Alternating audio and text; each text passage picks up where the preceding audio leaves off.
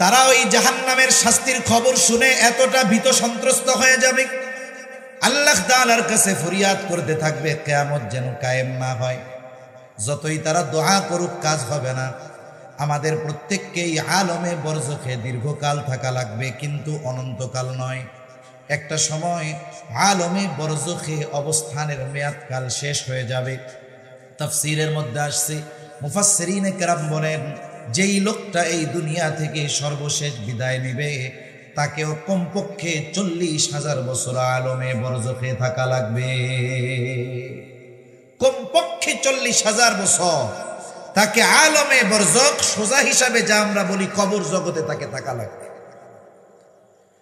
একটা সময় আল্লাহ তাআলার নির্দেশে ইসরাফিল আলাইহিস সালাম সিংহায় ফুৎকার দিবেন। দুইবার সিংহায় ফুৎকার দেওয়া হবে। প্রথমবার সিংহায় ফুৎকার যখন দিবেন কি হবে আল্লাহ তাআলা বলেন, ওয়ানুফিখা ফিস সূরি ফাসাইকা মান ফিস সামাওয়াতি ওয়া মান ফিল আরদি ইল্লা মান শাআল্লাহ সুম্মা নুফিখা ফীহি উখরা ফাইযা হুম কিয়ামুন ইয়ানজুরুন।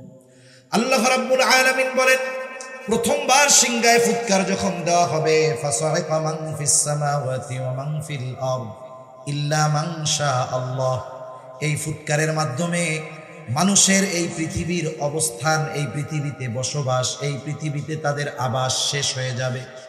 প্রত্যেকটা প্রাণী ওই সিংহায় ফুৎকারের আওয়াজে অজ্ঞান হয়ে যাবে। মুফাসসিরিনে কেরাম লেখেন, প্রথমে অজ্ঞান হবে, এরপরে তাদের মৃত্যু ঘটবে। ইল্লা মান শাআল্লাহ, আল্লাহ তাআলা যেগুলো চান সেগুলো ছাড়া। সব প্রাণী মৃত্যুবরণ করবে, মানুষ মারা যাবে। এরপরে দ্বিতীয়বার সিংহায় ফুৎকার দেওয়া হবে, এটার মধ্যে ব্যবধান কমপক্ষে 40,000 বছর। আল্লাহ তাআলা বলেন, সুম্মা নুফিখা ফীহি উখরা ফাইযা হুম কিয়ামুন ইয়ানজুরুন। পুনরায় যখন আবার সিংহায় ফুৎকার দেওয়া হবে, প্রত্যেকের অবস্থান স্থল থেকে উঠে যাবে, উঠে দাঁড়িয়ে যাবে। ফাইযা হুম কিয়ামুন ইয়ানজুরুন, শুধু দাঁড়াবে তা না, দাঁড়ায়া নতুন এক পরিবেশ, ডানে বামে তাকায় দেখতে থাকবে কি হইতেছে, এগুলা কি দেখতেছি এগুলা।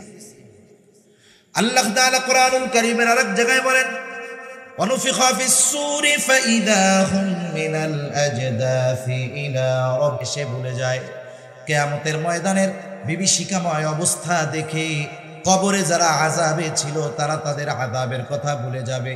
তারা মনে করবে আমরা মনে হয় এতকাল ঘুমায়াছিলাম।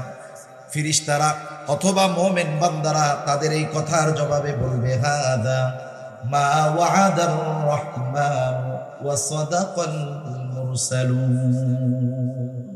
আরে এটাই তো দয়াময়ের সেই প্রতিশ্রুত দিবস, যেই দিবসের ওয়াদা তিনি দিয়েছিলেন, যেই দিবসের কথা বললে বেঈমানরা হাসাহাসি করতো, বলতো আমরা মারা যাব, মারা যাওয়ার পরে মাটির সাথে পচে গলে মিশে যাব, আবার নাকি আমাদেরকে উঠানো হবে, আমাদেরকে আবার আকৃতি দেওয়া হবে, আমাদেরকে বিচার করা হবে। এসব সব বানোয়াট কথা।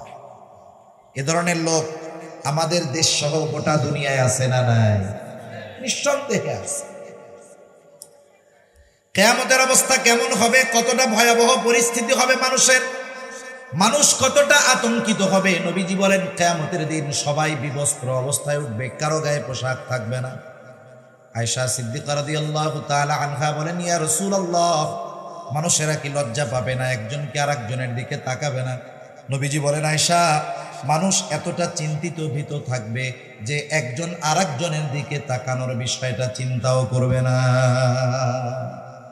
যে মহান মানিব আমাদেরকে এমন একটি মোবারকময় বরকতময় মজলিসে আসার বসার তৌফিক দিলেন, সে মহান মানিবকে খুশি করার জন্য মহব্বতের সাথে জবান খুলে অন্তর থেকে আমরা একবার কালিমাতুশ শুকর পাঠ করি, আলহামদুলিল্লাহ।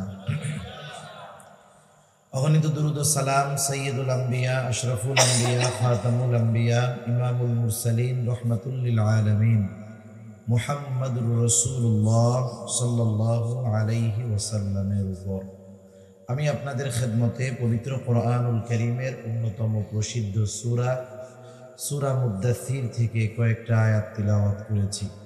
আল্লাহ তাআলার কাছে তৌফিক চাই, অল্প সময়ের মধ্যে কিছু কথা আল্লাহ আমাকে বলার তৌফিক দান করেন, যে কথাগুলো আমাদের সবার দুনিয়া এবং আখিরাতের জন্য কল্যাণকর হয়। সকলে বলি আমিন। যেহেতু আজকের মাহফিলের মধ্যমণি আমাদের সকলের পরিচিত মুখ হযরত শেখ আলী হাসান ওসামা হাফিজাহুল্লাহ হযরত চলে এসেছেন। আমি একেবারে অল্প সময় আপনাদের সাথে কিছু মুজাকারা করব, এর মধ্যেই হযরত চলে আসবেন ইনশাআল্লাহ। আগে আমার হালতটা একটু বলার দরকার। হালত বলার দরকার এই কারণে, আসলে আমি খুব ক্লান্ত এখন। এর কারণ হলো যে আপনারা জানেন সম্প্রতি সময়ে বিশেষ করে আমাদের বাংলাদেশের ভারতের পানির বাঁধগুলো ছেড়ে দেওয়ার কারণে দেশের পূর্বাঞ্চলের বিশেষ করে ফেনী, কুমিল্লা, নোয়াখালী, লক্ষ্মীপুরের বিস্তীর্ণ এলাকায় মানুষ বন্যা কবলিত হয়ে পড়েছে। আর সবচেয়ে ভালো লাগার বিষয় যে মানুষ মুসিবতে পড়লে মানুষ এগিয়ে আসবে, এটা ভালো লাগার একটা বিষয়। মুসিবতে পড়েছে এর জন্য কষ্ট, কিন্তু মানুষের সহযোগিতায় যখন এগিয়ে আসে, এখানে মানবতা, নীতি, নৈতিকতা, ভ্রাতৃত্ববোধের যেই পরিচয় সেটা ফুটে ওঠে, ঠিক কিনা বলেন? আর আমরা এই বন্যায় দেখেছি বিশেষ করে সর্বস্তরের ওলামায়ে কেরাম দেশের সব জায়গা থেকেই সকলে চেষ্টা করেছে বন্যার্ত মানুষের পাশে দাঁড়ানো, নিজেদের অবস্থান থেকে সর্বোচ্চ সহযোগিতা করার প্রচেষ্টা বিশেষ করে ওলামায়ে কেরাম করেছেন। সেই ধারাবাহিকতায় গতকাল জুমার নামাজের পরে আমরা বের হয়েছি। আজকে আপনাদের এখানে আসা পর্যন্ত মধ্যে হয়তো 2 ঘন্টা বা 1.5 ঘন্টা ঘুম যাইতে পারছি। আর স্বাভাবিক দীর্ঘ সময় না ঘুমানোর কারণে শরীর দুর্বলতা, লম্বা সফর এবং গলার অবস্থাও খুব কষ্টকর মনে হইতেছে। এরপরেও আপনাদের দোয়া, আল্লাহ তাআলার তৌফিকে অল্প সময়ে কথাগুলো যেন বলতে পারি সুস্থতার সাথে, আমার জন্য সকলে দোয়া করবেন ইনশাআল্লাহ। সম্মানিত উপস্থিতি, রাসূল আকরাম সাল্লাল্লাহু আলাইহি ওয়াসাল্লামের সুপারিশবিহীন কিয়ামতের দিন আল্লাহ তাআলা বিচার কার্যই শুরু করবেন না। বিচার কার্য শুরু হবে রাসূল আকরাম সাল্লাল্লাহু আলাইহি ওয়াসাল্লামের সুপারিশের মাধ্যমে। এই সুপারিশের উপকার একেবারে সৃষ্টির সকল মাখলুক যত সৃষ্টি আছে, যত মানুষ আছে, যত সৃষ্টি আছে, আল্লাহ রাসূল সাল্লাল্লাহু আলাইহি ওয়াসাল্লামের এই সুপারিশ দ্বারা উপকৃত হবে।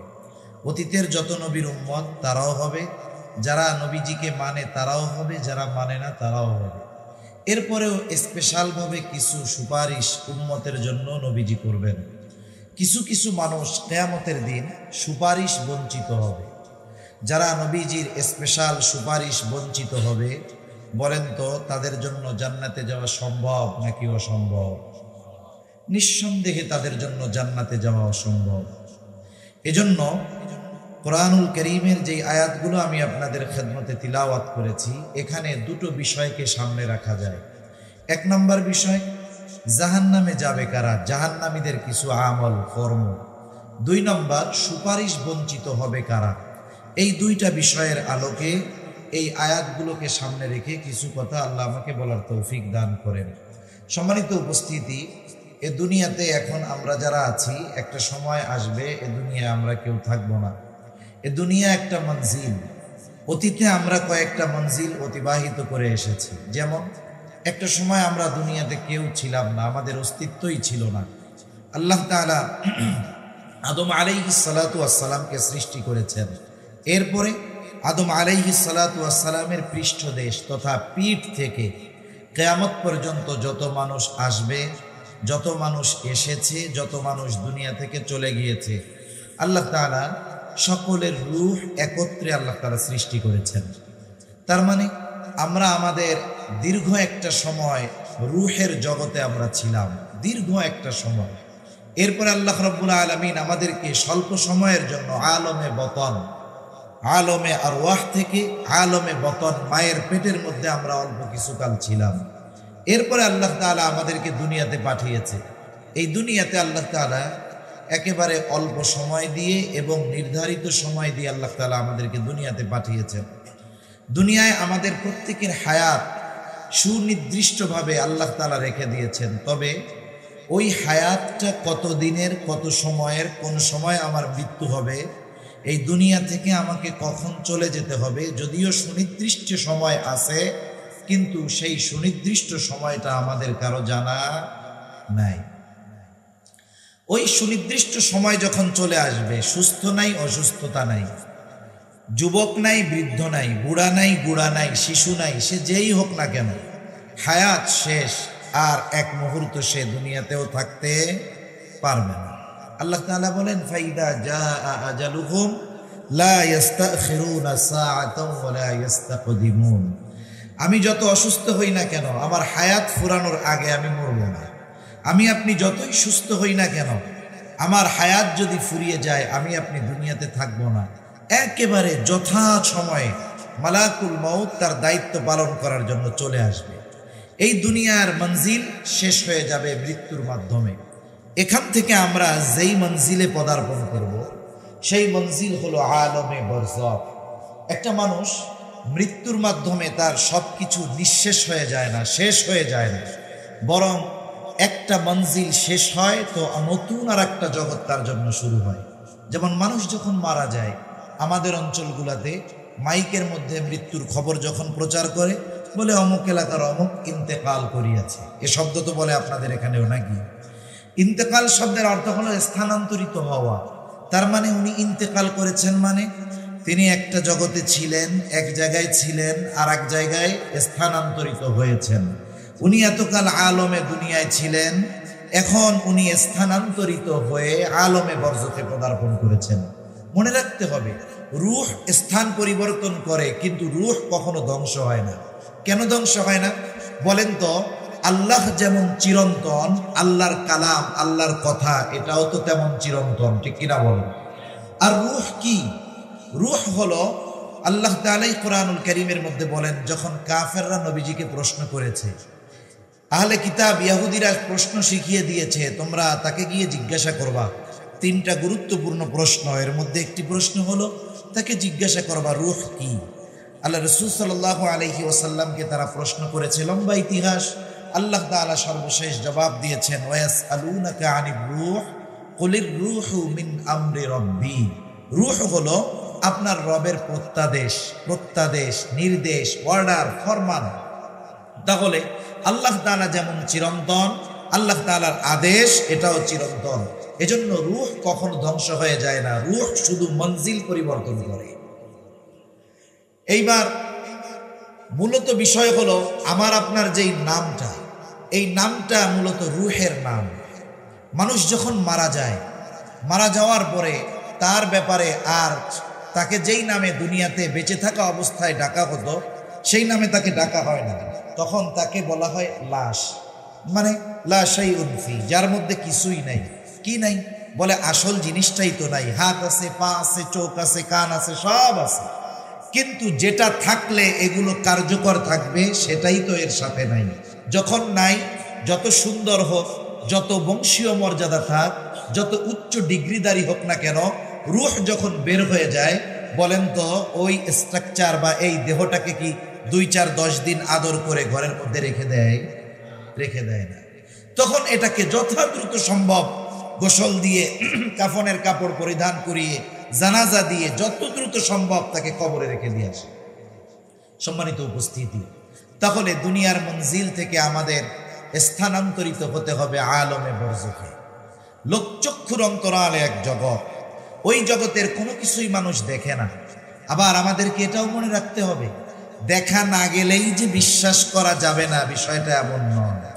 এ দুনিয়ায় অনেক কিছু আমরা দেখি না, আমরা আল্লাহকে না দেখে ঈমান এনেছি, জান্নাত জাহান্নাম না দেখে ঈমান এনেছি, রাসূলকে দেখি নাই ঈমান এনেছি। কত মহব্বত, কত ভালোবাসা।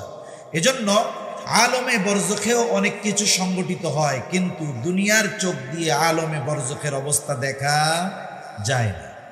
তবে আলমে বরজখের অবস্থা কার কেমন হবে? দুনিয়ায় যারা আল্লাহ তাআলার হুকুম আহকাম মানবে, ইমানদার, নেক আমল করবে, ভালো কাজ করবে, এই মানুষগুলো আলমে বরজখে শান্তিতে থাকবে। যারা এই দুনিয়াতে বেঈমান, পাপাচারে লিপ্ত ছিল, গুনাহে লিপ্ত ছিল, আল্লাহর হুকুম আহকাম মানে নাই, নিজের ইচ্ছা মতো জীবনকে অতিবাহিত করেছে, ওই মানুষগুলো আলমে বরজখে কষ্টে থাকবে। পরিস্থিতিটা কেমন, কষ্টটা কেমন হবে, শান্তিটা কেমন হবে? হাদিসের আলোকে যেটা বোঝা যায়, একজন মুমিন বান্দা যখন ইন্তেকাল করে মারা যায়, তাকে যখন কবরস্থ করা হবে, তার রূহ নিয়ে যখন আসমানের দিকে ফিরিস্তারা উঠতে থাকে, লম্বা হাদিস, আমি সংক্ষিপ্ত কথাগুলো বলতেছি।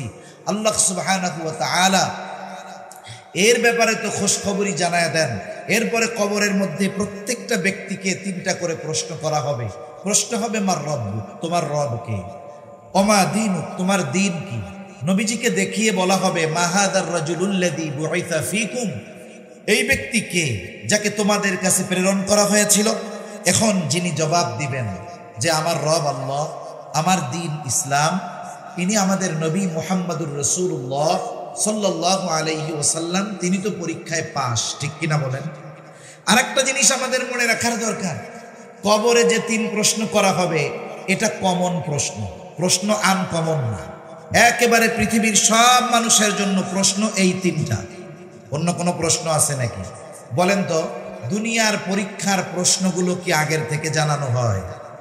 তার মানে যেই প্রশ্ন আগের থেকে জানানো হয় না, পরীক্ষার হলে গেলে জানা যায়, বুঝতে হবে ওই প্রশ্ন মূলত কঠিন প্রশ্ন নয়, মোটামুটি প্রস্তুতি নিলেই ওই প্রশ্নের জবাব দেওয়া যাবে।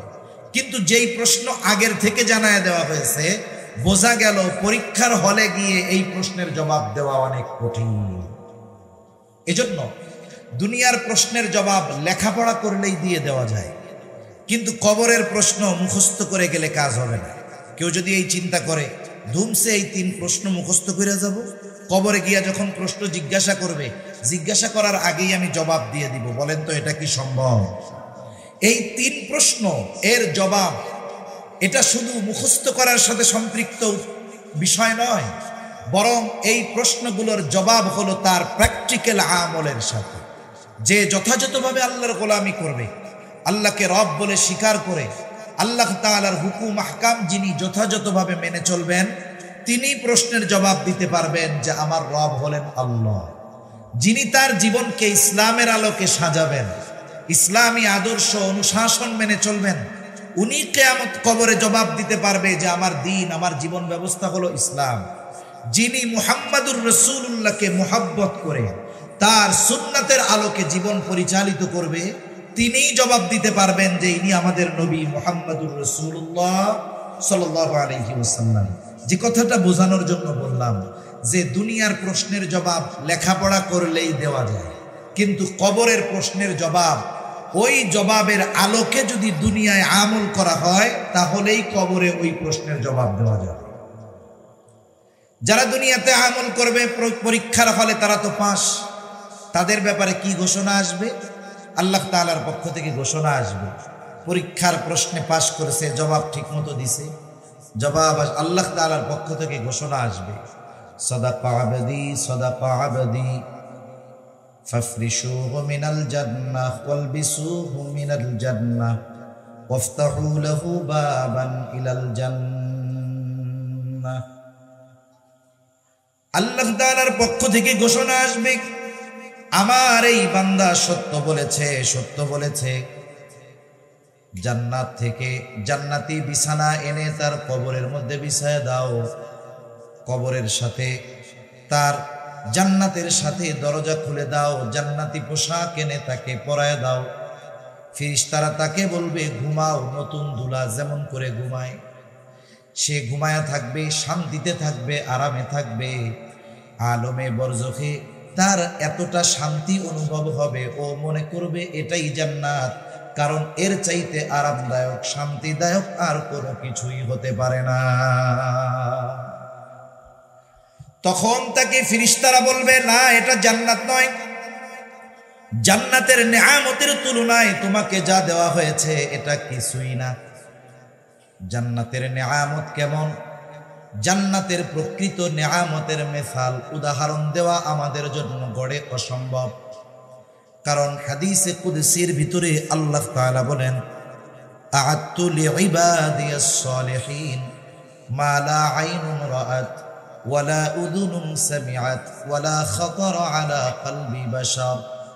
আল্লাহ রাব্বুল আলামিন তার মুত্তাকি বান্দাদের জন্য, নেককার বান্দাদের জন্য এমন জান্নাত তিনি প্রস্তুত করে রেখেছেন, মা লা আইনুন রাআত, যা দুনিয়ার কোনো চোখ দেখে নাই, ওয়ালা উযুনুন সামিআত, ওই নেয়ামতের প্রকৃত বর্ণনা দুনিয়ার কোনো মানুষের কান শুনে নাই, ওয়ালা খাতারা আলা কলবি বাশার, ওই নেয়ামত এত দামি এক নেয়ামত যেটার কল্পনা দুনিয়ার কোনো মানুষের অন্তর করতে পারে না। এমন নেয়ামত তোমার জন্য রাখা হয়েছে। আচ্ছা বলেন তো, কেউ ভালো আছে, ওর চাইতেও যদি আরো ভালো থাকার সুযোগ বা খবর পায়, সে এখন যেই ভালো আছে তার চাইতে বেশি ভালোটা পাওয়ার চেষ্টা করবে কি করবে না? তখন এই মানুষগুলো আল্লাহ তাআলার কাছে ফরিয়াদ করবে, বলবে, আল্লাহ যথা দ্রুত সম্ভব আপনি কিয়ামত কায়েম করেন, কারণ কিয়ামতের পরেই তো আমরা আমাদের চূড়ান্ত অনন্তকালের বাসস্থানে যেতে পারবো। এরা আল্লাহ তাআলার কাছে যথা দ্রুত সম্ভব কিয়ামত সংগঠিত হওয়ার জন্য দোয়া করতে থাকবে।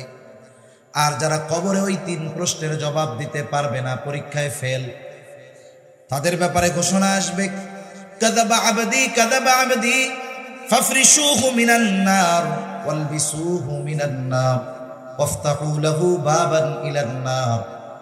ঘোষণা আসবে, এরা মিথ্যা বলেছে, আমার এই বান্দারা মিথ্যা বলেছে, তাকে জাহান্নাম থেকে আগুনের পোশাক এনে পরায় দাও, তার কবরের মধ্যে আগুনের বিছানা বিছায় দাও, তার কবরের সাথে জাহান্নামের সাথে দরজা খুলে দাও, তারটা জাহান্নামের একটা গর্ত হয়ে যাবে। এই জন্য নবী এক হাদিসের মধ্যে বলেন, কারো কবর হবে রাউদাতুম মিন রিয়াদিল জান্নাহ, জান্নাতের একটা বাগান, অথবা কারো কবর হবে জাহান্নামের একটা গর্ত। দুনিয়ার পাপ অনুযায়ী বিভিন্ন ধরনের শাস্তি তাকে আলমে বরজখে দেওয়া হবে। শাস্তির তীব্রতা এত বেশি হবে, ও মনে করবে এটাই জাহান্নাম। ফেরেশতারা তাকে জানাবে, না এটা জাহান্নাম নয়, জাহান্নামের শাস্তির তুলনায় এটা কোনো কিছুই না। মানুষ যখন ছোট বিপদে থাকে, আমরা প্রত্যেকেই আমাদের নিজেদের ছোট ছোট বিপদটাকে নিজের কাছে বড় মনে হয়। প্রেজেন্ট উপস্থিত যেই বিপদ আমাদের সামনে থাকে এটাকে বড় মনে হয়, কিন্তু যখন ওর চাইতে বড় বিপদের খবর আসে, অনেক ছোট বিপদের কথা আমরা ভুলে যাই। হয় কি হয় না বলে? আপনি অসুস্থ আছেন, হাতে পায়ে ব্যথা আছে, এই মুহূর্তে শুনছেন বড় কোনো বিপদের খবর, দেখবেন ওই ছোট বিপদের কোনো কথাই আপনার মনে নেই, ওটা তখন আরাম লাগবে। তারা ওই জাহান্নামের শাস্তির খবর শুনে এতটা ভীত সন্ত্রস্ত হয়ে যাবে, আল্লাহ তাআলার কাছে ফরিয়াদ করতে থাকবে কিয়ামত যেন কায়েম না হয়। যতই তারা দোয়া করুক কাজ হবে না। আমাদের প্রত্যেককেই আলমে বরজখে দীর্ঘকাল থাকা লাগবে, কিন্তু অনন্তকাল নয়। একটা সময় আলমে বরজখে অবস্থানের মেয়াদকাল শেষ হয়ে যাবে। তাফসীরের মধ্যে আসছে, মুফাসসিরিনে কেরাম বলেন, যেই লোকটা এই দুনিয়া থেকে সর্বশেষ বিদায় নেবে, তাকেও কমপক্ষে 40,000 বছর আলমে বরজখে থাকা লাগবে। কমপক্ষে 40,000 বছর তাকে আলমে বরজখ, সোজা হিসাবে যা আমরা বলি কবর জগতে, তাকে থাকা লাগবে। একটা সময় আল্লাহ তাআলার নির্দেশে ইসরাফিল আলাইহিস সালাম সিংহায় ফুৎকার দিবেন। 2 বার সিংহায় ফুৎকার দেওয়া হবে। প্রথমবার সিংহায় ফুৎকার যখন দিবেন কি হবে আল্লাহ তাআলা বলেন, ওয়ানুফিখা ফিস সূরি ফাসাইকা মান ফিস সামাওয়াতি ওয়া মান ফিল আরদি ইল্লা মান শাআল্লাহ সুম্মা নুফিখা ফীহি উখরা ফাইদা হুম কিয়ামুন ইয়ানজুরুন।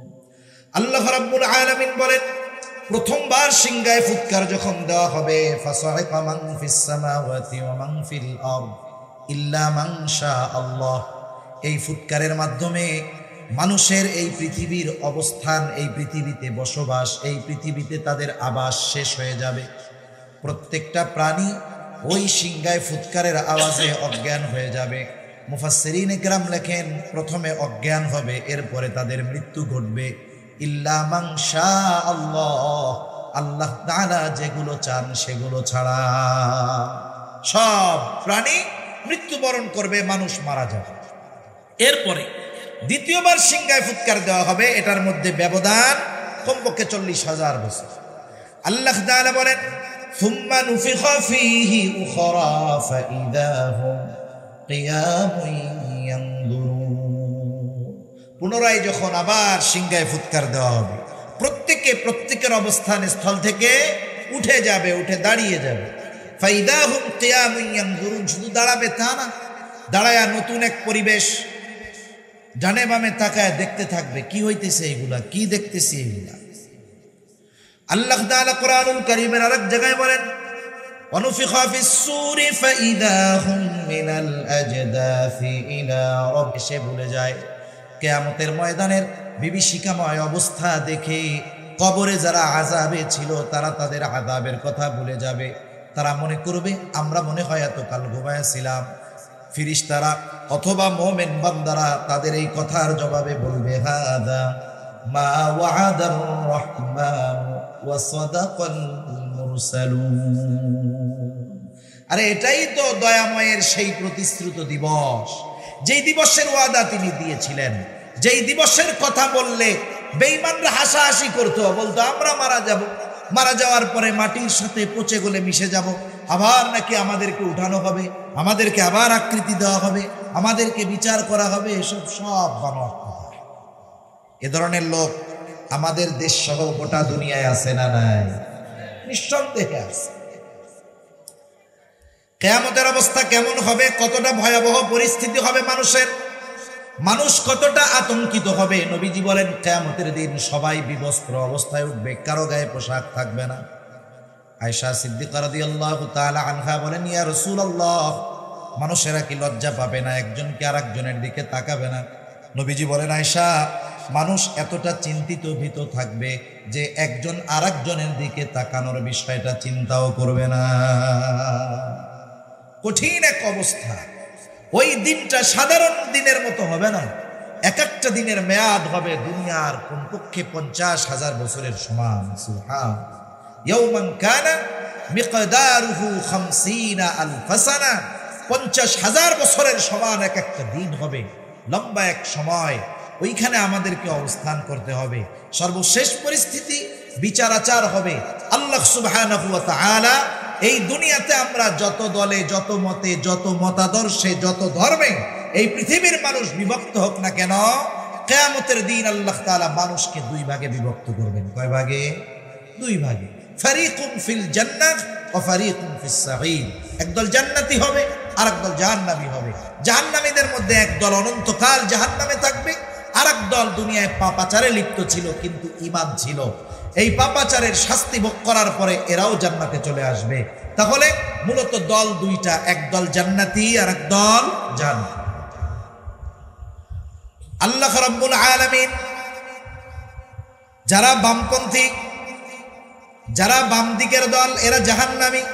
আসহাবুল ইয়ামিন যারা, এরা হলো জান্নাতি। আসহাবুশ শিমাল, এরা জাহান্নামী। আর দুনিয়াতে মানুষেরা যেই কর্ম করেছে, আল্লাহ রাব্বুল আলামিন দুনিয়াতে কোনো ব্যক্তির পাপের পরিপূর্ণ শাস্তি কাউকে প্রদান করেন না। আবার দুনিয়ায় কেউ যদি নেকের কাজ করে, ভালো কাজ করে, আল্লাহ তাআলা এই দুনিয়াতে তার ভালো কাজের পূর্ণ প্রতিদান তাকে দেন না। কারণ দুনিয়া ভালো কাজের পূর্ণ প্রতিদান দেওয়ার জায়গা নয়। এই জন্য আল্লাহ তাআলা কোরআনুল কারীমের মধ্যে এক জায়গায় বলেন, ওয়া ইন্নামা তুওয়াফাউনা উজুরাকুম ইয়াওমাল কিয়ামাহ ফামান যুহজিহা আনিন নার ওয়া উদখিলাল জান্নাতা ফাকাদ ফাজ। আল্লাহ তাআলা বলেন, ওয়া ইন্নামা তুওয়াফাউনা উজুরাকুম ইয়াওমাল কিয়ামাহ, কিয়ামতের দিন প্রত্যেককে তার পূর্ণ প্রতিদান দেওয়া হবে। যে ভালো কাজ করেছে তাকে ভালো কাজের পূর্ণ প্রতিদান দেওয়া হবে, যে মন্দ কাজ করেছে তাকে কিয়ামতের দিন তার মন্দ কাজের পূর্ণ প্রতিদান দেওয়া হবে। দুনিয়াতে যা দেওয়া হয় এটা অতি অতি সামান্য, সেটা ভালো কাজের হোক আর মন্দ কাজের হোক। এজন্য যারা আসহাবুশ শিমাল, যারা জাহান্নামী, এরা তাদের কর্মের কারণে আটক থাকবে, আবদ্ধ থাকবে। কোথায়? বলে জাহান্নামে। তাহলে দুনিয়ায় মানুষকে তার বদ আমলের পূর্ণ শাস্তি দেওয়ার জায়গা কোথায়? বলেন জাহান্নাম। কোথায়? জাহান্নাম। লম্বা কথা, আমি অল্প কথার মধ্যে বোঝানোর চেষ্টা করতেছি। আমি যে আয়াতগুলো তিলাওয়াত করেছি, এখানে আল্লাহ তাআলা এই কথাই বলেন, কুল্লু নাফসিন বিমা কাসাবাত রাহিনা ইল্লা আসহাবাল ইয়ামিন। প্রত্যেকে তার কর্মের কারণে আবদ্ধ থাকবে। মুফাসসিরিনে কেরাম বলেন এখানে উদ্দেশ্য হলো যারা পাপী পাপাচারে লিপ্ত ছিল তারা তাদের পাপের কারণে জাহান্নামে আবদ্ধ থাকবে, আটক থাকবে। ইল্লা আসহাবাল ইয়ামিন, তবে যারা ডানপন্থী ডান দিকের দলের লোক তারা নয়, কারণ তারা তো জান্নাতি। এইবার জান্নাতি জান্নাতে, জাহান্নামী জাহান্নামে। হাসরের ময়দানে মানুষ ভীত সন্ত্রস্ত থাকবে, কত চিন্তিত ভীত থাকবে, কেউ কাউকে পরিচয় দিতে চাইবে না। আল্লাহ তাআলা কোরআনুল কারীমের মধ্যে একটা চিত্র তুলে ধরে বলেন, ইয়াউমা ইয়াফিরুল মারউ মিন আখিহি ওয়া উম্মিহি ওয়া আবিহি ওয়া সাহিবাতিহি ওয়া বানিহি লিকুল্লি ইমরিইন মিনহুম ইয়াউমা ইদিন শা'নুন ইউগনি। আল্লাহ তাআলা বলেন কিয়ামতের দিন ভাই ভাইয়ের থেকে পলায়ন করবে। ওয়া উম্মিহি ওয়া আবিহি, পিতামাতার থেকে পলায়ন করবে। ওয়া সাহিবাতিহি ওয়া বানিহি, স্ত্রী সন্তানদের থেকে পলায়ন করবে। পৃথিবীতে প্রত্যেকটা বাবা তার সন্তানের জন্যই কষ্ট করে, পরিশ্রম করে। স্বামী তার স্ত্রীর জন্য করে, সন্তান মা বাবার জন্য করে। দুনিয়াতে কোনো সন্তান যদি মুসিবতে পড়ে, বিপদে পড়ে, সন্তানকে ওই বিপদ থেকে বাঁচানোর জন্য যদি পিতার জীবন দিতে হয়, পিতা ওই সন্তানের কল্যাণের জন্য তার জীবন দিতেও দ্বিধাবোধ করে না। কিন্তু কিয়ামতের দিন ওই সন্তান থেকে পালাবে, কেউ চাইবে না কোনো পরিচিত কারোর সাথে তার দেখা হয়ে যায়। প্রত্যেকে নিজের চিন্তায় বিভোর থাকবে। কিন্তু ওই মানুষগুলো যখন জান্নাতে যাবে তখন দুনিয়ায় যারা পরিচিতি ছিল সবাইকে খুঁজতে থাকবে, কিন্তু সবাইকে খুঁজে তো আর জান্নাতে পাবে না। পাবে নাকি? সবাইকে খুঁজে জান্নাতে পাবে না, কারণ দেখা যাবে তার অনেক বন্ধু, আত্মীয় স্বজন, আপনজন, প্রিয়জন জাহান্নামের বাসিন্দা হয়ে গেছে। তাফসীরে ইবনে কাসীরের মধ্যে আসছে আল্লাহ রাব্বুল আলামিন জান্নাতি এবং জাহান্নামীদের মধ্যে দেখা এবং কথাবার্তার ব্যবস্থা করে দিবেন। জান্নাতি জাহান্নামীকে দেখবে, জাহান্নামী জান্নাতীকে দেখবে, জান্নাতি জাহান্নামীদেরকে দেখবে। দেখার জন্য জাহান্নামে যাওয়া লাগবে না, আল্লাহ তাআলা দেখায় দিতে পারবে। আধুনিক প্রযুক্তির কল্যাণে এটা আমাদের জন্য বোঝা সহজ। আপনার কোনো আত্মীয়, আপনার কোনো বন্ধু, সন্তান, ভাই ব্রাদার যদি পৃথিবীর আর এক প্রান্ত আমেরিকায়ও থাকে, তাকে যদি আপনার একটু দেখতে মন চায়, বলেন তো মোবাইলে ইন্টারনেটের কানেকশন দিয়া হোয়াটসঅ্যাপে, ইমোতে, মেসেঞ্জারে ফোন দিলে দেখা যায় কি যায় না? আপনি আপনার এলাকায় বাড়িতে সিসি ক্যামেরা লাগায় রাখছেন, আপনি যদি দুনিয়ার অপর প্রান্তেও থাকেন, মোবাইল দিয়ে আপনি আপনার সিসি ক্যামেরা দিয়ে বাড়িতে কে কোথায় আছে দেখতে পারবেন। যেই আল্লাহ মানুষকে এই বুদ্ধি দান করলেন, ওই আল্লাহ জান্নাতে বসায়া জান্নাতীদেরকে জাহান্নামীদের অবস্থা দেখাতে পারবে কি পারবে না? এটা আল্লাহর জন্য অতি সহজ এক বিষয়। মানুষ যখন আরাম আয়েশে থাকে, সে যদি অন্যান্য মানুষের কষ্ট দেখে, তাহলে এই আরাম আয়েশে যে আছে এই জন্য আল্লাহর কৃতজ্ঞতা বেশি বেশি প্রকাশ করে তারা। মানুষ যদি আরামে থেকে অন্য মানুষের কষ্ট দেখে, তাহলে তার মধ্যে এই আরামে থাকার জন্য আল্লাহ তাআলার প্রতি কৃতজ্ঞতা বাড়ে। জান্নাতীরা যখন জাহান্নামের দিকে তাকায় দেখবে, হায় রে, এ তো আমার অনেক পরিচিত বন্ধু বান্ধব, আত্মীয় স্বজন জাহান্নামের মধ্যে শাস্তি ভোগ করতেছে। একসাথেই তো আমরা চলতাম, একই স্কুলেই তো পড়তাম, একই বাজারেই তো ব্যবসা করতাম, একই এলাকায় তো আমরা খেলাধুলা করতাম। এইবার আল্লাহ তাআলার কাছে শুকরিয়ার মাত্রা বাড়ায় দিবে, বলবে, আল্লাহ, দুনিয়ায় তো ওরাই আমার সাথী ছিল, আপনি যদি আমার প্রতি দয়া না করতেন তাহলে হয়তো আজকে আমাকেও ওদের সাথে জাহান্নামে থাকা লাগতো। আল্লাহর প্রতি কৃতজ্ঞতার মাত্রা তারা বাড়ায় দিবে। এইবার জাহান্নামীরা জান্নাতীদের অবস্থা দেখবে।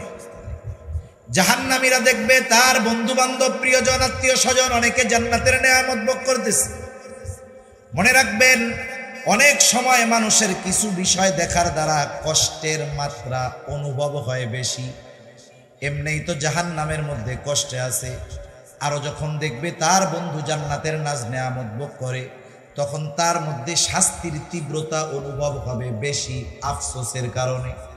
আফসোস করবে আর বলবে, আহারে, আমার ওই নামাজি বন্ধুর সাথে যদি আমি আমার সব সময়গুলো কাটাইতাম, আমি যদি আমার মসজিদের ইমামের সাথে সময়টা কাটাইতাম, ওই দিনদার মুত্তাকি তাবলিগওয়ালা ভাই তার সাথে যদি আমি সময়টা কাটাইতাম, আলেমরে যদি বন্ধু বানাইতাম, ভালো মানুষগুলোকে যদি আমি বন্ধু বানাইতাম তাহলে আজকে আমি ওদের সাথেও জান্নাতে থাকতে পারতাম।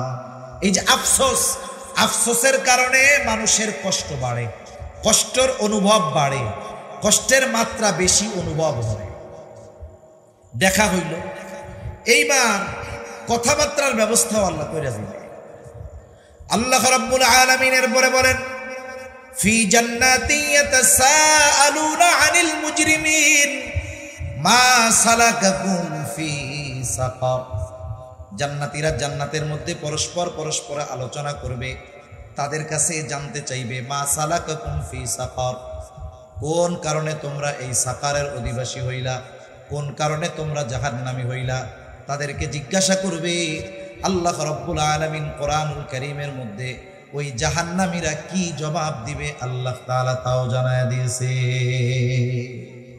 কত সুন্দর স্পষ্ট কথা যে তারা জবাবে বলবে তারা কেন জাহান্নামী। জান্নাতীরা প্রশ্ন করতেছে, কোন কারণে বা কোন জিনিসে তোমাদেরকে এই সাকারের অধিবাসী বানাইলো, কেন তোমরা জাহান্নামী হইলা। এবার জাহান্নামীরা জবাব দিবে। কি জবাব দিবে? যেই কারণগুলোয় তারা জাহান্নামে গেছে, প্রথমত আমাদের খেয়াল রাখতে হবে ওই কারণগুলো যদি আমাদের মধ্যে থাকে, জাহান্নামীরা যেই কারণে জাহান্নামী ওই কারণগুলো যদি আমাদের মধ্যে থাকে, আমরা কি ওইগুলো রাখবো নাকি বাহির করে দিব? জোরে বলেন, রাখবো না বাহির করে দিব? কারণ দুই একজন আছেন নাকি যে হুজুর সবাই তো জান্নাতে যাইতে চায়, আমি একটু জাহান্নামে যাইবার চাই। আছেন দুই একজন? এই ক্যান্ডিডেট মনে হয় নাই এই জায়গায়, গোটা দুনিয়া খুঁজলে পাওয়া যায়। সবাই জান্নাতে যাইতে চায় কিন্তু জান্নাতে যাওয়ার কাজ করে না। সবাই আমরা জাহান্নাম থেকে বাঁচতে চাই কিন্তু জাহান্নাম থেকে বাঁচার কাজ করতে আমরা রাজি নাই। জাহান্নামীরা তাদের জাহান্নামে যাওয়ার প্রথম কারণ বলবে, ক্বালু লাম নাকু মিনাল মুসাল্লিন, আমরা মুসল্লি ছিলাম না, নামাজি ছিলাম না। মুসল্লি কারে বলে? সপ্তাহে একদিন মসজিদে গিয়া হাজিরা দিলে সে মুসল্লি নয়। প্রত্যেক জায়গায় একই অবস্থা, বিশেষ করে আমাদের ঢাকা শহরে 6 তলা 7 তলা মসজিদ, মহল্লার মসজিদ জুমার দিন সব ভরে যায়। শুধু তাই না, মসজিদে যত মানুষ রাস্তায় তার চাইতে আরো বেশি। যেই মহল্লায় এত মানুষ জুমার নামাজে হাজির হলো, তার মানে এই মানুষগুলো মহল্লার মানুষ, সবগুলোর উপরে নামাজ ফরজ। কিন্তু দেখা যাবে কি হবে, ওই দিনই জুমার দিন শুক্রবার আসরের নামাজে 5 তলা তো বহু দূরের কথা, নিচের তলার 5টা কাতারও আসরের নামাজে ভরে না। তাহলে একদিন হাজিরা দিলে সে মুসল্লি নয়। প্রকৃতপক্ষে মুসল্লি তো হলো সে, হাজারো ব্যস্ততা শত ব্যস্ততা তাকে নামাজ থেকে ফিরায় রাখতে পারে না। তার ব্যস্ততা যতই থাক না কেন, নামাজের সময় হলে সে আর স্থির থাকতে পারে না। ঠিক কিনা বলেন? হাদিসের মধ্যে আসছে 7 শ্রেণীর মানুষ আরশের ছায়ায় স্থান পায়। এর মধ্যে 1 শ্রেণীর মানুষ, নবীজি বলেন, রাজুলুন কলবুহু মুআল্লাকুন ফিল মাসাজিদ। 1 শ্রেণীর মানুষ হলো যাদের কলব, যাদের হৃদয় মসজিদের সাথে সম্পৃক্ত ছিল। তারা যে সব সময় মসজিদের মধ্যে থাকতো তা নয়। তাহলে মসজিদের সাথে হৃদয় সম্পৃক্ত ছিল কেমনে? একটা উদাহরণ দিলে বুঝতে সহজ হবে। আপনাদের এলাকায় যারা যুবক আছেন, তরুণ আছেন, যুবক আছেন যারা, অনেকের বন্ধু বান্ধব হয়তো প্রবাসে আছে, বিদেশে আছে, আছে না এরকম? অনেকের সন্তান বিদেশে আছে, প্রবাসে আছে। এইবার মাঝে মধ্যে যখন ওই প্রবাসী বন্ধুদের সাথে কথা বলে, মা বাবার সাথে কথা বলে, কথা বলার একটা পর্যায়ে এমন কথা বলে, বন্ধুরে আমার দেহটা পড়ে রয়েছে সৌদি আরব কিন্তু মনটা পড়ে রয়েছে বাড়িতে। বলে না এরকম?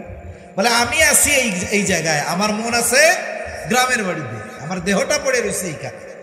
তার মানে তার অন্তর ওই জায়গায় নাই। এই বিষয়টা এরকম যে নামাজি ব্যক্তি যে আরশের ছায়ায় স্থান পাবে, সে 24 ঘন্টা মসজিদে থাকে না, কিন্তু সে যেখানেই থাকুক না কেন তার অন্তর থেকে মসজিদ কখনো বাহির হয় না। সে যখন ফজরের নামাজ পড়ে বের হয়ে যায়, তার চিন্তায় থাকে কর্ম যত থাক, যত ব্যস্ততা থাক, ব্যবসা থাক, কৃষি কাজ থাক, অন্যান্য যত কাজ থাক, সিএনজি চালানো থাক, জোহরের ওয়াক্ত হবে, আজান হবে, আর কোনো কাজ হবে না, মসজিদে যেতে হবে। জোহরের পরে বের হলো, ওই একই নিয়ত যে যত ব্যস্ততা থাক আসরের নামাজ বাদ দেওয়া যাবে না, মসজিদে আসতে হবে। আসরের নামাজ পড়লো, এরপরে চিন্তা মাগরিবের নামাজে মসজিদে আসতে হবে। মাগরিব পড়লো, যত ক্লান্তি থাক ঘুমায় যাওয়া যাবে না, এশার নামাজ মসজিদে আসতে হবে। এশা পড়ে ঘুমাইলো, চিন্তা যত ঘুম গভীর হোক না কেন ফজরের নামাজ মসজিদে যাইতে হবে। আল্লাহু আকবার। লোকটা যদিও মসজিদে নাই, কিন্তু তার অন্তর মসজিদের সাথে সম্পৃক্ত আছে না আছে। এই জন্য নামাজি যারা, প্রকৃত মুসল্লি যারা, এরাই মূলত আরশের ছায়ায় স্থান পায়। মুসল্লি হলে তো লাভ, 5 ওয়াক্ত নামাজ পড়লে লাভ আছে না নাই? আখিরাতের লাভ থাক, আগে একটু দুনিয়ার লাভ আমরা শুনি।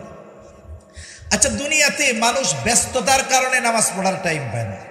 বড় বড় বাজারে ব্যবসায়ী নামাজ পড়ে না কেন? বলে ব্যবসার ব্যস্ততা, এত কাস্টমারের ভিড় যে আমি নামাজ পড়ার সময়ই পাই না, এরকম বলে কি বলে না? সিএনজি চালায় নামাজ পড়ে না কেন? বলে যাত্রী টানতে টানতে নামাজ পড়ার টাইম পাই না। আর একজন নামাজ পড়ে না, বলে কেন? বলে সুদের ঋণ উঠাইছিলাম, কিস্তির টাকা জোগাড় করতে করতেই তো জান যায়, নামাজ পড়বো কোন সময়, আছে না নাই? তার মানে মানুষ 5 ওয়াক্ত নামাজ না পড়ার পেছনে যত কারণ আছে, এর মধ্যে অন্যতম একটি কারণ হলো মানুষ নিজের জীবন উপকরণ তথা রিজক অন্বেষণের জন্য নামাজ পড়ার টাইম দেয়। কথা বুঝতে পারছেন তো? সিএনজিওয়ালা সিএনজি কেন চালায়? দোকানদার দোকানদারি কেন করে? ব্যবসায়ী ব্যবসা কেন করে? চাকরিজীবী চাকরি কেন করে? কৃষিজীবী কৃষিকাজ কেন করে? শখে করে না, করে রিজিকের জন্য। ঠিক কিনা বলেন? এবার যদি এটাই হয়ে থাকে, একটু বুঝে থাকলে জবান খুলে জবাব দিবেন। বলেন তো রিজিকের মালিক কে? আর একটু জোরে বলেন না কে? আরো জোরে বলেন না কে? রিজিকের মালিক আল্লাহ, কোনো সন্দেহ নাই। বলেন তো, রিজিকের মালিক যেহেতু আল্লাহ, রিজিক পাওয়ার পদ্ধতি যদি আল্লাহ বলে দেয়, এর চাইতে আর উত্তম পদ্ধতি কোনো কিছু হতে পারে নাকি? সেজন্য আল্লাহ প্রদত্ত ফর্মুলা যদি অনুসরণ করি, তাহলেই বরকতময় রিজিক পাওয়া যায়। রিজিক কিসের মধ্যে, কোন মাধ্যমে অর্জিত হয়? অনেকগুলো মাধ্যমের কথা আছে। আমি যেই মাধ্যমটার কথা বলবো, সালাত তথা নামাজের মাধ্যমে রিজিক পাওয়া যায়। আল্লাহ রাব্বুল আলামিন কোরআনুল কারীমের মধ্যে বলেন, ওয়া'মুর আহলাকা বিস-সালাতি ওয়াসতাবির আলাইহা লা নাসআলুকা রিজকা নাহনু নারযুকুকা ওয়াল আকিবাতু লিত-তাকওয়া। তবে এই নামাজ একা পড়লে হবে না, মুসল্লি একা হলে হবে না, ঘরের মানুষগুলাকেও মুসল্লি বানাতে হবে। কারণ আল্লাহ তাআলা কোনো অভিভাবককে ছাড় দিবেন না। প্রত্যেকটা অভিভাবককে তার অধীনস্থদের ব্যাপারে কিয়ামতে আল্লাহ জিজ্ঞাসা করবেন। নবীজি বলেন, কুল্লুকুম রাঈন ওয়া কুল্লুকুম মাসউলুন আন রাইয়াতিহি। প্রত্যেকেই দায়িত্বশীল, প্রত্যেককে তার দায়িত্বের ব্যাপারে জিজ্ঞাসা করা হবে। শুধু তাই না, আল্লাহ তাআলা কোরআনুল কারীমের মধ্যে বলেন, ইয়া আইয়ুহাল্লাযীনা আমানু কু আনফুসাকুম ওয়া আহলিকুম নারা। হে ঈমানদারেরা, নিজে জাহান্নামের আগুন থেকে বাঁচো, অধীনস্থদেরকেও বাঁচাও। তাহলে বলেন তো, পিতা যদি একা নামাজ পড়ে, অধীনস্থরা যদি নামাজ না পড়ে, কাজ হবে? ধরা খেতে হবে কি হবে না? নিঃসন্দেহে হবে। আর একটা বিষয়, অভিভাবকের রিজিকে বরকত হবে অধীনস্থদের নামাজি হওয়ার কারণে। একজন অভিভাবক, সে নামাজি, অনেক উপার্জন করে, কিন্তু তার অধীনস্থ যারা, এরা নামাজি নয়, তাহলে ওই বেনামাজিদের কারণে এই অভিভাবকের রিজিককে আল্লাহ বরকত শূন্য করে দেয়। অনেকে মাঝে মধ্যে প্রবাস থেকে ফোন দেয়, বলে যে হুজুর একটু দোয়া করেন। কেন দোয়া কেন? বলে এত উপার্জন করি, বরকত হয় না। অনেক উপার্জন করি হুজুর, বরকত হয় না। স্বাভাবিক প্রবাসে যারা থাকে, এরা কয়েকটা বদভ্যাসে লিপ্ত হয়। এর মধ্যে একটা হলো জুয়া। জিজ্ঞাসা করি, ভাই খোলা মনে বলেন, জুয়া টুয়া খেলেন নাকি? বলে না। কোনো নেশার অভ্যাস আছে নাকি? বলে না। হুজুর কোনো বদ অভ্যাস নাই, নামাজ কালাম ঠিক মতো পড়ি, এরপরেও এত টাকা উপার্জন করি, বরকত নাই। কয়েকজনকে জিজ্ঞাসা করেছি, আপনি তো নামাজ পড়েন, তাহাজ্জুদ পড়েন, কোরআন তিলাওয়াত করেন, আপনার বাড়ির অবস্থা কি? বলে হুজুর দুঃখের কথা, এত বুঝাই, আমার স্ত্রী পর্দাও করে না, নামাজও পড়ে না, সন্তানগুলাও ঠিক মতো নামাজ পড়ে না। আমি বলি তখন, ভাই আপনি তো ছিদ্র কলসে পানি ঢালতেছেন, কিয়ামত পর্যন্ত ঢালতে থাকবেন, কিন্তু কলস পূর্ণ হবে না। আপনি নামাজি হয়েছেন, অধীনস্থরা নামাজি হয় নাই, আপনাকে আল্লাহ তাআলা বরকতময় রিজিক দিবে না, এটাই স্বাভাবিক। এজন্য আল্লাহ তাআলা এখানে নির্দেশ দিলেন কি, ওয়া'মুর আহলাকা বিস-সালাতি ওয়াসতাবির আলাইহা। তুমি তোমার অধীনস্থদেরকে নামাজের আদেশ করো, তুমিও তার উপরে অটল থাকো। তার মানে মুসল্লি নিজেও হও, ঘরের মানুষগুলারেও মুসল্লি বানাও। তাইলে লাভ কি? দুনিয়ার লাভের কথা আল্লাহ তাআলা বলেন। আল্লাহ তাআলা বলেন, ওয়া'মুর আহলাকা বিস-সালাতি ওয়াসতাবির আলাইহা লা নাসআলুকা রিজকা। বান্দা, আমি আল্লাহ তোমার কাছে রিজিক চাই না, নাহনু নারযুকুকা। মূল কথা হইল তুমি নামাজি, ঘরের মানুষগুলো নামাজি। নাহনু নারযুকুকা, আমি আল্লাহ তাহলে তোমাকে রিজিক দিয়া দিব। এখন বলেন, রিজিকের জিম্মাদারি যদি রাজ্জাক নিয়ে নেয়, রাজ্জাকের কথা অনুযায়ী যদি আমরা নামাজি হয়ে যাই, রাজ্জাক যেই রিজিক দিবেন ওটা যদি অল্প হয়, ওটার মধ্যে পরিপূর্ণ বরকত থাকবে, ঠিক কিনা বলুন? সেজন্য কোয়ান্টিটি এক জিনিস, কোয়ালিটি আর এক জিনিস। পরিমাণ বেশি হলেই যে বরকত হয় তা না, আবার পরিমাণ কম হলে যে জীবন চলে না তা না। পরিমাণ কম হলেও যদি ওর মধ্যে বরকত থাকে, ওই অল্প দিয়েও জীবনযাপন করা যায় কি যায় না?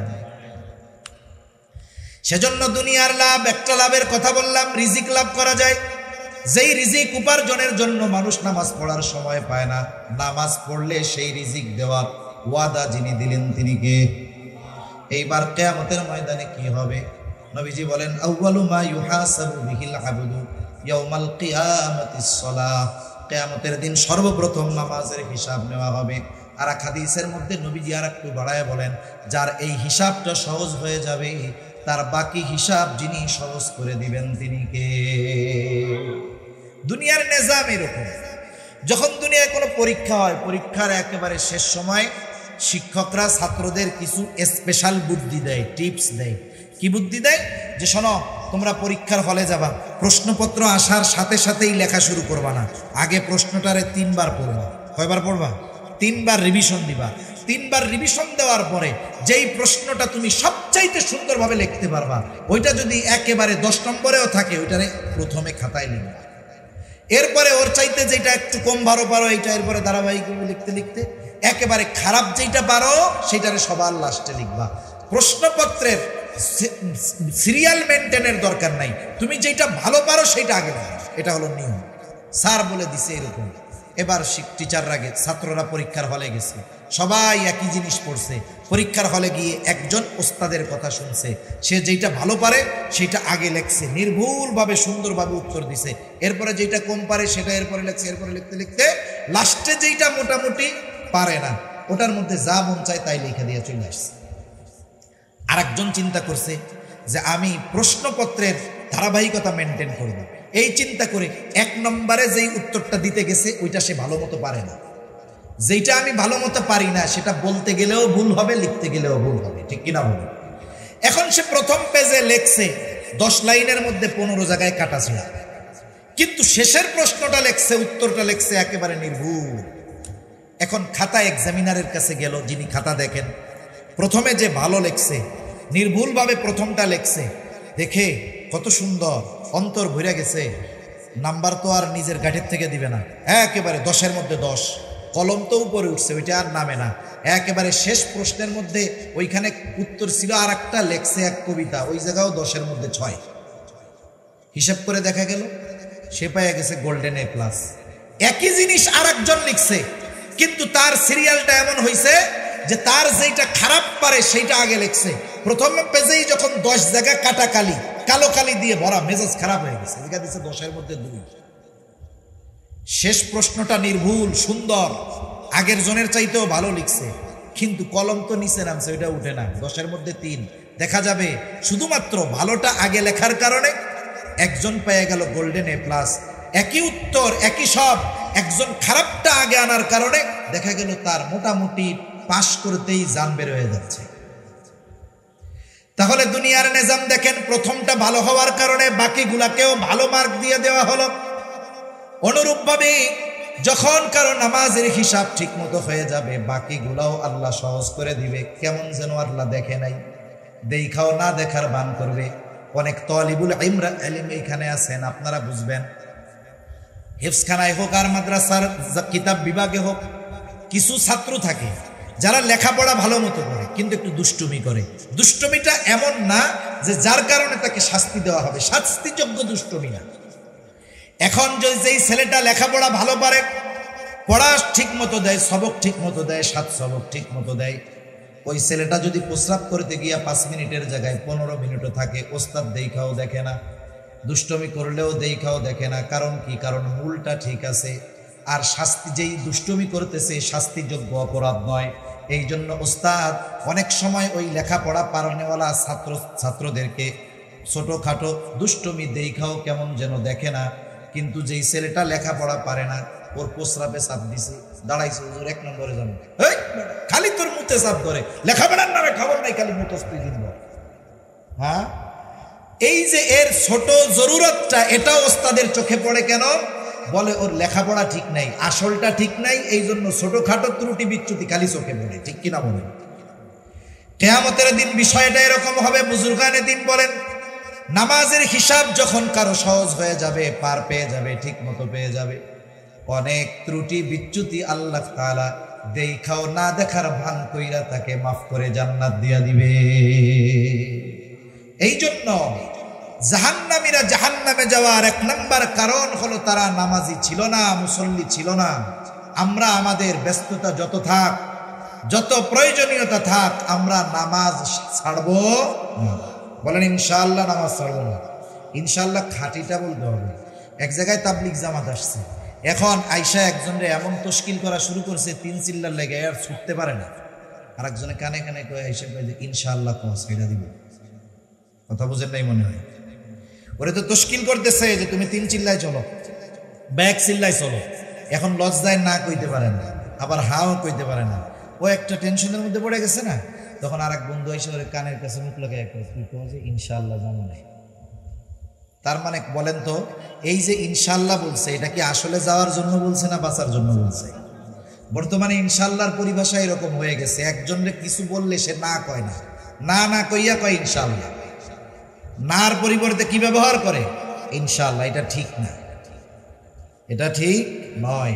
এজন্য অরিজিনাল ইনশাআল্লাহ বলতে হবে যে আমরা আমাদের শত ব্যস্ততার মধ্যেও নামাজ ছাড়বো। নামাজ জান্নাতের চাবি। দৈনিক 100 ঘন্টা সময় লাগে। আমি আপনি যদি 100 ঘন্টা 1.5 ঘন্টা সময় আল্লাহর ঘরে না দেই, আল্লাহর কুদরতি কদমে সাজদা না দেই, তাহলে আল্লাহ তাআলা আমাদের অনন্তকালের জান্নাত দিবেন, এটা আশা করা ভুল। এজন্য 1 নম্বরে জাহান্নামীরা বলবে লাম নাকু মিনাল মুসাল্লিন, আমরা মুসল্লি ছিলাম না। জাহান্নামীরা বলবে, আর আমাদের ওয়াদা হবে আমরা মুসল্লি হব। শত ব্যস্ততা আসুক, কষ্ট আসুক, আমরা নামাজ ছাড়বো না। 2 নম্বর জাহান্নামীরা জাহান্নামে যাওয়ার দ্বিতীয় কারণ বলবে ওয়ালাম নাকু নুতঈমুল মিসকিন, আমরা মিসকিনদেরকে খানা খাওয়াইতাম না। সাধারণভাবে খানা খাওয়ানো এটা ফজিলতের কাজ। নবীজির কাছে একজন এসেছেন, এসে জিজ্ঞাসা করে আইয়ুল ইসলামি খায়র, ইসলামের মধ্যে সর্বোত্তম আমল কোনটা? নবীজি উম্মতের রুহানি ডাক্তার, রোগীর অবস্থা বুঝা প্রশ্নের জবাব দিতেন। দেখা যাইতো একই প্রশ্ন ব্যক্তির পরিবর্তনের কারণে জবাবের ভিন্নতা থাকতো। নবীজি তাকে বলতেছে তুতঈমুত তাআম ওয়া তাকরাউস সালাম আলা মান আরাফতা ওয়া মান লাম তারিফ, তুমি মানুষকে খানা খাওয়াও, পরিচিত অপরিচিত মানুষকে বেশি বেশি সালাম দাও। নবীজি সাল্লাল্লাহু আলাইহি ওয়াসাল্লাম বলেছেন তুতঈমুত তাআম, খানা খাওয়াও। কোনো স্তর বিন্যাস করেন নাই, বলেন নাই গরিবরে খাওয়াও, ধনীরে খাওয়াবা না, অসহায়রে খাওয়াও, এইরকম নবীজি বলেন নাই। তার মানে বোঝা গেল কোনো ব্যক্তি যদি আল্লাহর জন্য কাউকে খানা খাওয়ায়, এই খানা খাওয়ানো এটা উত্তম একটা আমল। যার প্রয়োজন নাই তাকেও যদি আল্লাহর জন্য খাওয়ায় তাহলে সওয়াব, আর যার প্রয়োজন আছে তাকে যদি খাওয়ায়, বলেন তো সওয়াব বেশি না কম? যে তার তো খাবার প্রয়োজন, ক্ষুধার্ত যে তার খাবার প্রয়োজন। নবীজি বলেন যে এক মুমিন ভাইয়ের প্রয়োজন মিটায়া দিবে আল্লাহ তাআলা, দুনিয়া আখিরাতে তার প্রয়োজন মিটায়া দিবে। সুবহানাল্লাহ। এজন্য মিসকিন অসহায় দরিদ্র যারা, এদের খাবারটা প্রয়োজন। তাহলে আপনি যদি মিসকিন অসহায় এদের খাবার খাওয়ান, 2টা কাজ হবে। 1 নম্বর খানা খাওয়ানোর ফজিলত অর্জন করতে পারবেন, 2 নম্বর তার প্রয়োজন মেটানোর জন্য সওয়াব পাওয়া যাবে। প্রতিদান আল্লাহ কি দিবেন? বলে দুনিয়া আখিরাতের প্রয়োজন আল্লাহ তাআলা মেটানোর জিম্মাদারি নেবেন। সুবহানাল্লাহ। এজন্য মিসকিন অসহায়দেরকে খানা খাওয়াবো। অনেক সময় অনেক দরিদ্র অভাবী মানুষ আমাদের কাছে খানা খাইতে চায়, আমরা তাড়ায় দেই। খারাপ ব্যবহার করা যাবে না। ভালো কথা, এটাও কিন্তু সাদাকা। আপনি 10 টাকা দিয়া যদি তারে খোটা দেন, 100 টাকা দিয়া যদি খোটা দেন, এটা গুনাহ হবে। কিন্তু না দিয়ে যদি তাকে উত্তম ভাষায় ফিরাইয়া দেন, এর দ্বারাও ভালো কথা বলার কারণে সাদাকার সওয়াব পাওয়া যাবে। এজন্য কোন সায়েল যদি আমার আপনার কাছে কিছু চায়, কেউ যদি কোনো কিছু চায়, থাকলে দিব, না থাকলে যদি বন্ধু বান্ধব থাকে তার কাছ থেকে নিয়ে দিব, তাও যদি না পারি উত্তম ভাষায় তাকে ফিরাইয়া দিব ইনশাআল্লাহ। ঠিক আছে তো? বলবো ভাই এখন নাই, তুমি পরে আইসো, ইনশাআল্লাহ দিব। বলেন তো একজন যদি 100 টাকা দিয়ে ওরে বলে ধর তোকে জ্বালায় আর রাস্তাঘাটে আসা যায় না, ধর না 100 টাকা, ও এরকম দিল। আর একজন না দিতে পারলো ঠিক, কিন্তু বললো ভাই দিতে পারলাম না, তুমি পরে আসলে আইসো, আমি তোমার দেওয়ার চেষ্টা করবো। বলেন তো ওই লোকটা 100 টাকা পেয়ে, ওই খারাপ ব্যবহারওয়ালা 100 টাকা পেয়ে খুশি হবে, নাকি না পাইয়া ভালো ব্যবহারে খুশি হবে? সেজন্য আমরা অসহায় দরিদ্র যারা আছে তাদেরকে আমরা উত্তম ভাষায় ফিরাবো যদি না দিতে পারি। জাহান্নামীরা তাদের জাহান্নামে যাওয়ার তৃতীয় কারণ বলবে ওয়াকুন্না নাখুযু মাআল খায়িদিন। যেই সমস্ত মজলিসের মধ্যে অহেতুক কথাবার্তা হইতো, ওই সমস্ত মজলিসে আমরাও উপস্থিত থাকতাম, তাদের সাথে আমরাও ওই মজলিসে লিপ্ত থাকতাম। আফসোসের কথা বলতে হয়, আমাদের এই দেশের, বিশেষ করে বাংলাদেশের প্রত্যেকটা চায়ের দোকান হলো একটা অনর্থক মজলিসের আখড়া। চায়ের দোকানে অনেক মানুষ আছে, কোনো কাজ কাম নাই, কিচ্ছু নাই, এমনিই বসে থাকে। দুনিয়ার বড় সব রাজনীতিবিদ চায়ের দোকানে, কারে ক্ষমতায় উঠাবে, কাকে নামাবে, কে কেমন কি করলো, আন্তর্জাতিক সব খবর চার দোকানগুলোর মধ্যে আছে। এখানে কোনো দিনই কথা হয় না, যত কথা হয় বলতে বলতে হয়তো গীবত হবে, নইলে কারো ব্যাপারে মিথ্যারোপ করা হবে, হয়তো কাউকে অপবাদ দেওয়া হবে, এগুলাই হয়। ঠিক কিনা বলেন? এই ধরনের যত মজলিস আছে, হাকিমুল উম্মাত আশরাফ আলী থানভী রাহমাতুল্লাহি আলাইহি বলেন, 2 ধরনের মজলিস ছাড়া বাকি সব মজলিসগুলো গুনাহের মজলিস। একটা হলো যেই মজলিসে আখিরাতের ফায়দা আছে, আরেকটা হলো যেই মজলিসগুলোর মধ্যে কমসে কম দুনিয়াবি কল্যাণকর ফায়দা আছে। আপনি এক মজলিসে বসছেন, দুনিয়াবি উপকারের কথা হচ্ছে, বসেন, তাও ভালো। আখিরাতের যদি উপকার থাকে এটা তো আরো ভালো। কিন্তু এই 2 ধরনের মজলিস ছাড়া বাকি যত মজলিস আছে, এই মজলিসগুলো কিন্তু কিয়ামতে জাহান্নামে যাওয়ার কারণ হয়ে দাঁড়াতে পারে। আবার অনেকে চায়ের দোকানে বসে টাইম পাস করে, সময় কাটায়, আছে না নাই? মোবাইলে সময় কাটায়, গেম খেলে, ফেসবুক চালায়। অনেকে চায়ের দোকানে বসে চা খেয়ে খেয়ে সময় কাটায়, পান খেয়ে সময় কাটায়। হায় রে, আজকে সময়ের মূল্য আমরা বুঝতেছি না। সময়ের মূল্য যেদিন বুঝে আসবে, ওই দিন সময় ফেরত পাওয়া যাবে না। এজন্য হায়াত থাকতে হায়াতের কদর করতে হবে। কারণ একটা মানুষ যখন মারা যায়, সে কিন্তু আফসোস করে সময়ের জন্য, আল্লাহ তাআলার কাছে একটু সময় চায়। লাউলা আখারতানি ইলা আজালিন করিব ফাআসাদদাকা ওয়া আকুম মিনাস সালিহিন। আফসোস করে আর বলে, আমাকে যদি সামান্য সময়ের জন্য অবকাশ দেওয়া হইতো, আমি দুনিয়ায় যাইতাম, আমার সম্পদ থেকে দান সাদকা করতাম, শুধু তাই না, নেক কাজ করে সৎকর্মশীলদের অন্তর্ভুক্ত হয়ে যাইতাম। একটা মানুষ মৃত্যুর পরে দুনিয়ার হায়াতের সময়ের মূল্য বুঝতে পারবে। সময়ের মূল্য তখন বুঝতে পারবে ঠিক, কিন্তু বলেন তো তার জন্য তখন করার কিছু থাকবে নাকি? এই দুনিয়ার এই হায়াত সবচেয়ে মূল্যবান সময়। এজন্য এই হায়াত আমরা হেলায় খেলায় চায়ের দোকানে অনর্থক মজলিসে বসে কাটাবো। 4 নম্বর, ওয়াকুন্না নুকাদ্দিবু বিয়াউমিদ্দিন। আমরা কিয়ামতের দিবসকে অস্বীকার করতাম। মুফাসসিরিনে কেরাম বলেন, উপরোক্ত 3টা ত্রুটি যদি কারো মধ্যে থাকে, কিন্তু কিয়ামতের ব্যাপারে বিশ্বাসী ইমানদার, তাহলে তাকে শাস্তি দেওয়া হবে ঠিক, কিন্তু অনন্তকাল জাহান্নামে থাকবে না। কিন্তু যেই ব্যক্তি ওই অপরাধগুলার সাথে সাথে কিয়ামতের ব্যাপারে অবিশ্বাসী, নিঃসন্দেহে অনন্তকাল তাদেরকে জাহান্নামে থাকা লাগবে। ওয়াকুন্না নুকাদ্দিবু বিয়াউমিদ্দিন, আমরা কিয়ামতের দিবসকে অস্বীকার করতাম। কিয়ামতের প্রতি বিশ্বাস, এটা ঈমানের 6টি ভিত্তির অন্যতম একটি ভিত্তি। আমরা ছোটবেলায় মক্তবে পড়েছি, আমাদেরকে পড়ানো হইতো, তখন তো না বুঝা পড়তাম, মুখস্থ করাইতো, কিন্তু ওর মধ্যেই যে আমাদের জীবনের মূল নীতি, আমাদের ঈমানের বীজ তখন যে আমাদের অন্তরে বপন করে দেওয়া হতো, আমরা ছোটবেলা বুঝতাম না, কিন্তু জীবনের সবচাইতে গুরুত্বপূর্ণ শিক্ষাগুলো আমাদেরকে মক্তব থেকে দেওয়া হতো। কি পড়ছি আমরা? আমানতু বিল্লাহ ওয়া মালাইকাতিহি ওয়া কুতুবিহি ওয়া রুসুলিহি ওয়াল ইয়াউমিল আখিরি ওয়াল কদরি খাইরিহি ওয়া শাররিহি মিনাল্লাহি তাআলা ওয়াল বাসি বাদাল মাউত।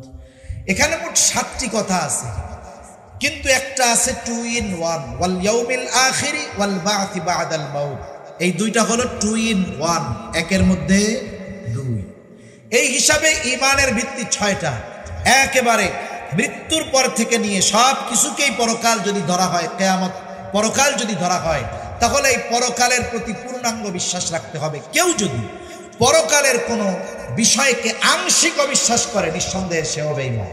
সব বিশ্বাস করে না, বলে জান্নাত জাহান্নাম বলতে কিচ্ছু নাই রে, এই অংশ যদি অবিশ্বাস করে, বলেন তো তার ঈমান থাকবে নাকি যাবে? তাহলে মৃত্যু পরবর্তীকালীন সময় থেকে নিয়ে পরকালে যা কিছু আছে সব কিছুর প্রতি পূর্ণ বিশ্বাস রাখতে হবে। যদি সে না রাখে, তার সব আমল বরবাদ হয়ে যাবে, ওগুলো পরকালে কোনো কাজে আসবে না। এজন্য কিয়ামতের প্রতি বিশ্বাস মূলত মানুষকে প্রকৃত মানুষে পরিণত করে। কারণ এই দুনিয়ায় কারো কর্মের পূর্ণ শাস্তি বা পূর্ণ পুরস্কার কাউকে দেওয়া হয় না, কিন্তু কিয়ামতের প্রতি যার যত বিশ্বাস বেশি হয়, দুনিয়ার মধ্যে তার কর্ম তত সুন্দর হয়। কারণ পরকালের বিশ্বাস মানুষকে বাস্তব মানুষে পরিণত করে তোলে। একটা মানুষকে সিসি ক্যামেরার দ্বারা, আইনের দ্বারা, প্রশাসনের দ্বারা পরিপূর্ণ অপরাধ থেকে ফেরানো অসম্ভব, কিন্তু ওই মানুষটার মধ্যে যদি আল্লাহর ভয় ঢুকে যায়, কিয়ামতের দিন আল্লাহর সামনে দাঁড়িয়ে হিসাব দেওয়ার ভয় যদি তার মধ্যে ঢুকে যায়, আল্লাহর কসম, মানুষের সামনে তার চরিত্র যেমন হয়, রাতের আধারে একাকী তার চরিত্র তেমনই থাকে। এমন হয় না যে মানুষের সামনে তার চরিত্র একরকম, মানুষের অগোচরে তার চরিত্র আর এক রকম, এমনটা হয় না। বরং ওই পরকালের ভয় তার চরিত্রকে মানুষের সামনেও যেমন ভাবে উপস্থাপন করে, লোকচক্ষুর অন্তরালেও তার চরিত্রটা ওই রকম সুন্দরী থাকে। এরপরে তারা কি বলবে? বলবে হাত্তা আতানাল ইয়াকিন। এভাবেই চলছিল হায়াত। মৃত্যুর ব্যাপারে উদাসীন ছিলাম, কিয়ামতের ব্যাপারে উদাসীন ছিলাম। হাত্তা আতানাল ইয়াকিন, দৃঢ় সত্যের আগমন ঘটে গেল। দৃঢ় সত্য কি? বলে দৃঢ় সত্য হলো মৃত্যু। দৃঢ় সত্য কি বলেন? মৃত্যু। জোরে বলেন কি? এ দুনিয়াতে আল্লাহ তাআলার ব্যাপারে অবিশ্বাসী লোক অনেক আছে, নাস্তিক আছে না নাই? স্রষ্টার অস্তিত্বের ব্যাপারে এ দুনিয়ায় মানুষ বিভক্ত। একদল বলে স্রষ্টা বলে কিছু নাই, আর একদল সংশয়বাদী বলে থাকতেও পারে নাও পারে। আমরা বলি আল্লাহ তাআলা আছেন, কোনো সন্দেহ নাই, আল্লাহর অস্তিত্ব আছে। এই ব্যাপারেও ইখতিলাফ আছে, কিন্তু মৃত্যুর ব্যাপারে মতানক্য এ দুনিয়ায় আছে। কথা বলে না। নাস্তিক কে কথা বলে যে আমি মরবো না, এটা কি বলে? তাহলে মৃত্যু এটা এমন এক সত্য যেটাকে সবাই স্বীকার করে, এজন্য এটাকে দৃঢ় সত্য বলা হয়েছে। হাত্তা আতানাল ইয়াকিন, দৃঢ় সত্যের আগমন ঘটলো, মৃত্যু চলে আসলো। কি হবে? আল্লাহ তাআলা বলেন ফামা তানফাউহুম শাফাআতুশ শাফিঈন, এদের জন্য কোনো সুপারিশকারীর সুপারিশ গ্রহণ করা হবে না। কেউ যদি আমলগুলো খারাপ করে, ঈমান ঠিক থাকে, শাস্তির পরে সে মাপ পেয়ে যাবে। কিন্তু এই 4 বদঅভ্যাসের মধ্যে যদি তার এটাও থাকে যে সে পরকালকে অস্বীকার করত, নিঃসন্দেহে সে জাহান্নামী, তার জন্য কারো সুপারিশ কবুল হবে না। তাই আল্লাহ তাআলা আমাদের সকলকে এই জাহান্নামীদের জাহান্নামে যাওয়ার এই কর্মগুলো থেকে বেঁচে থাকার তৌফিক দান করুন। সকলে জবান খুলে বলি আমিন, আরো জোরে বলি আমিন। ওয়া আখিরু দাওয়ানা আনিল হামদুলিল্লাহি রাব্বিল আলামিন। আসসালামু আলাইকুম ওয়া রাহমাতুল্লাহি ওয়া বারাকাতুহু।